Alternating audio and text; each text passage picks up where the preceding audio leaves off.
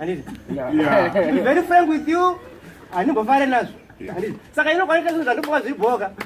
Just upload me when you ndeta zvirishi zviriboka. Kuti tanzanzi zvandoita zviriboka ndita zvisibo. Afonso aita save. Aruti hanzi. I'm fooling them. I'm ndikuti. Iwe. It took me 9 days after detoxification. That was you. That was me. Yes. And it? Yeah. And after those 9 days, I came here and I had to spend about 5 months not drinking, not smoking, and it.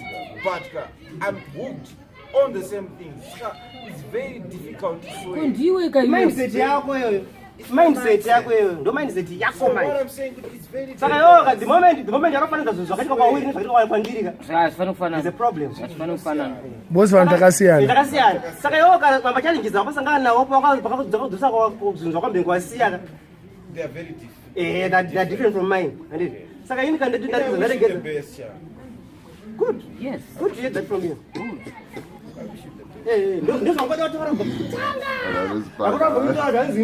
don't know why I'm doing. I never said Don't show up. One of them back and panel. We parura.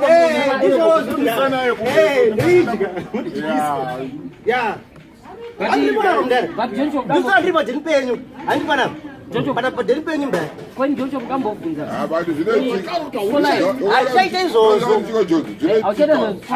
for life.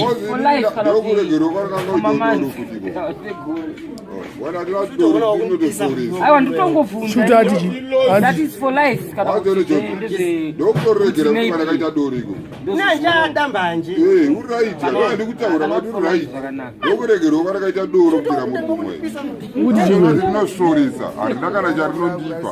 Doro no shores.